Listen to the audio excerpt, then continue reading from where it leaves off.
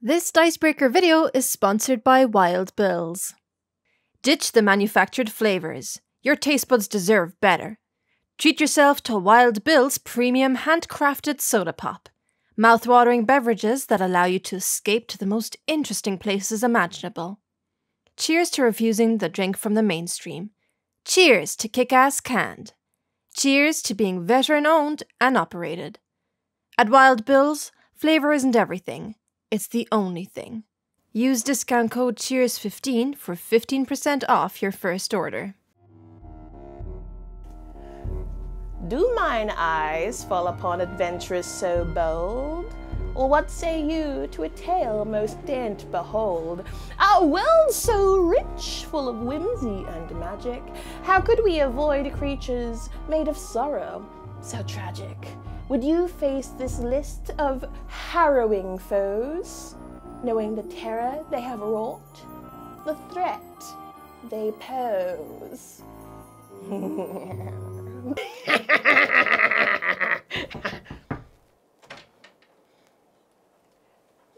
you want a cup of tea? Mia, I'm in the middle of my list, Mian! Okay. Yes, I want a cup of tea, but I'll be in the middle of my list. I'll be out now, thank you. Okay, dear.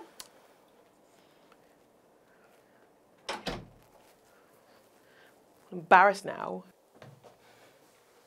Still embarrassed. It's spooky time, friends, and I'm sure you've been planning a spooky Halloween one-shot for your adventuring party for the last month or so. Or the team decided last minute to do something spooky, and now you've been landed with the GM role. Well, in that case, let Team Dicebreaker take you through our list of some of the most terrifying D&D monsters you can include in your campaign. A big shout out to our audience at EGX who supplied these first two monsters. How could you do this to us? Also, we're working hard to get to 100k subscribers and we're terrified of not getting there. No, really, so please subscribe. Number 1, the Bagman. The Bag of Holding has become almost an essential piece of adventuring party kit. Knowing that you're going to come up against some enemies with a sizable amount of booty that you've got to take on the road with you, somehow. What are you going to do? Leave that potion of water breathing there? Who cares if you're playing a water genasi? It'll definitely come in handy. Back to the Bagman, who is said to be a creature with the ability to hoist itself out of any bag of holding and potentially drag an adventurer back into the vast inner world of the bag with him, only leaving trinkets in their place. This thirst for companionship within the bag may be due to the fact that he himself was once an adventurer before abandoning his party in a moment of peril and diving into the Bag of Holding itself. Apart from this chilling character art, there are many reasons why this creature has us leaning towards purchasing the handy haversack over the Bag of Holding. In a very Bloody Mary twist, it is said that talking too close to an open bag of holding may prompt the Bagman to appear, or, if you're looking for faster results, whispering the phrase, "Follow my voice," 3 times into the opening of the bag might just lure him your way. Also, the fact that this could just be a solitary monster or the master of his own hidden underworld is what gives us the willies. This haunting addition to D&D folklore comes from Van Richten's Guide to Ravenloft, and though this skeletal troll-like monster has quickly become a hit with the D&D community, you might be surprised to hear that it doesn't actually have an official stat block. That hasn't stopped homebrew stat blocks from emerging with some truly fear-inducing ideas. Have you fought a Bagman in your D&D campaign? Let us know how it went in the comments. Number 2, the Sibriex. As I said before, this monster was brought to our attention during our last EGX live show, and if we have to know about it, that means you do too. This demon roams about the abyss in search of as much forbidden lore as it can get its grubby little tubes on, leaving nothing but blood and bile and contamination in its wake. That's right, this mass of teeth, chains, and stringy bits is unfathomably intelligent, and for whatever reason, extremely charismatic? That pussing amalgam can sure weave a tale. I'm sorry for using the word pussing. That's the sort of thing that's going to upset you when fighting this monster though. The sheer amount of body horror that comes with it. This guy is made of several heads mashed together, pustules covering every inch of its skin, stretched taut and sloping at the same time.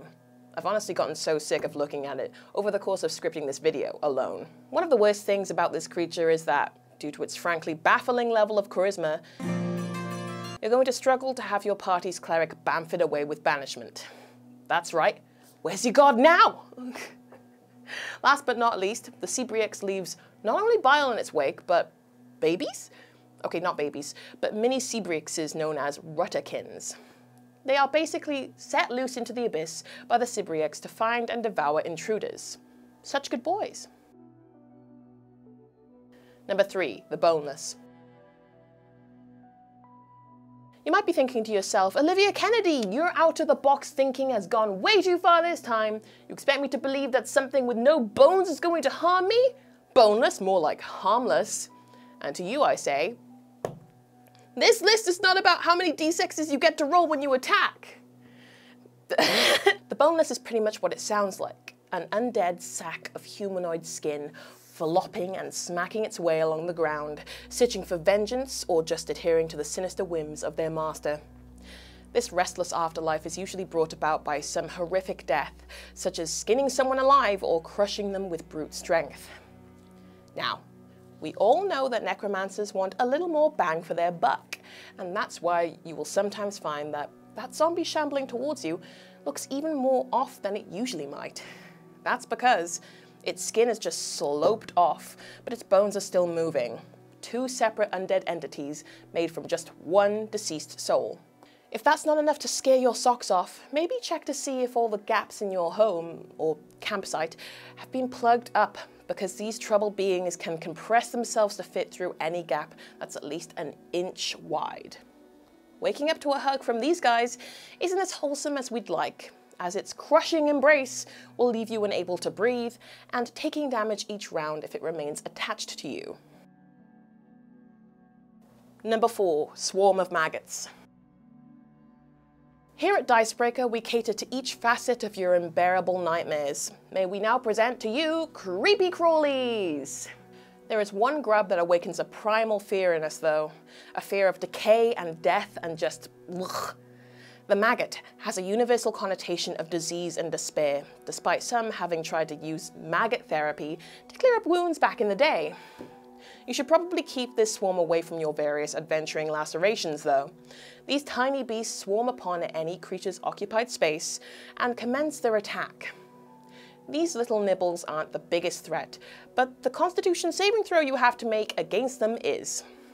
As, when failed, you contract a terrible disease that could potentially blind you, reduce your hit points, or give you disadvantage.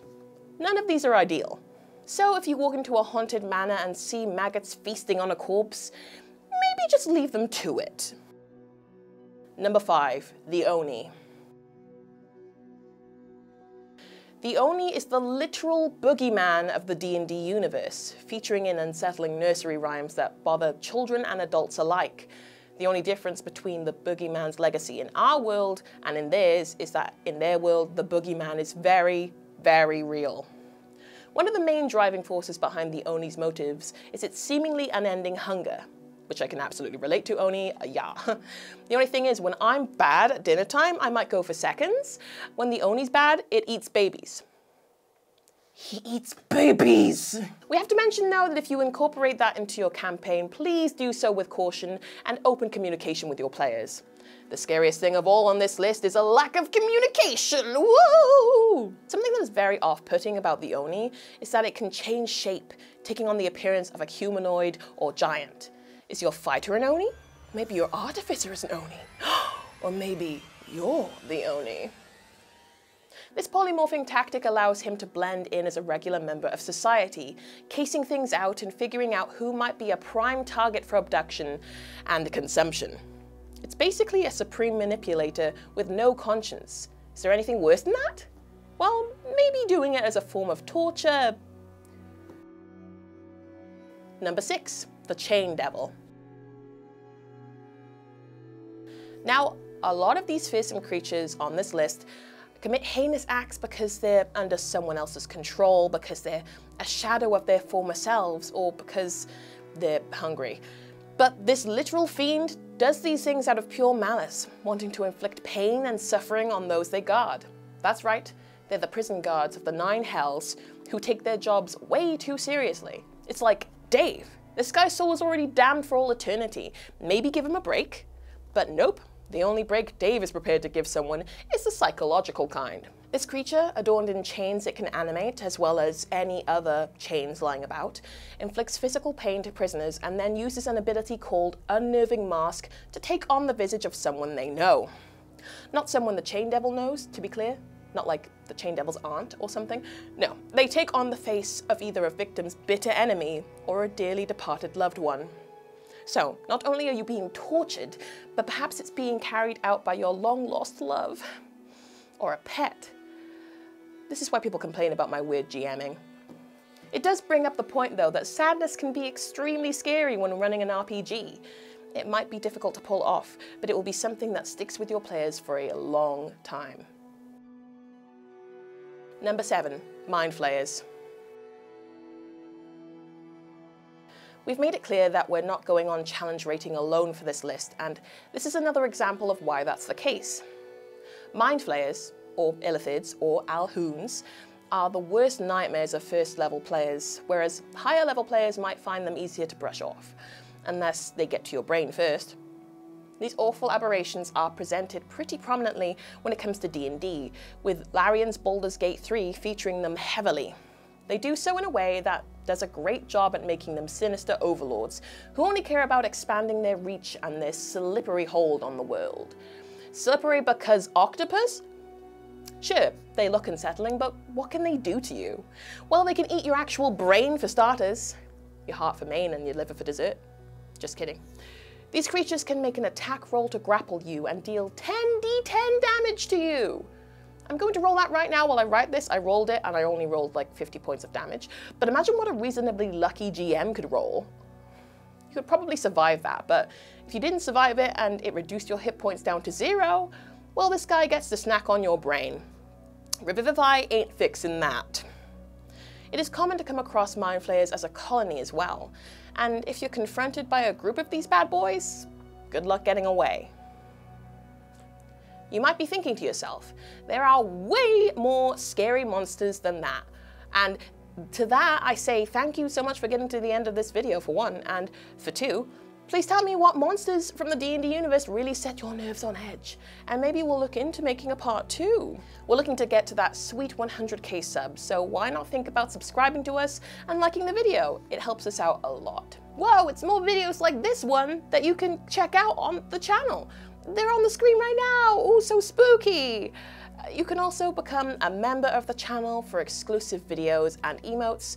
You can check out the description if you fancy getting some merch, like this, you see this?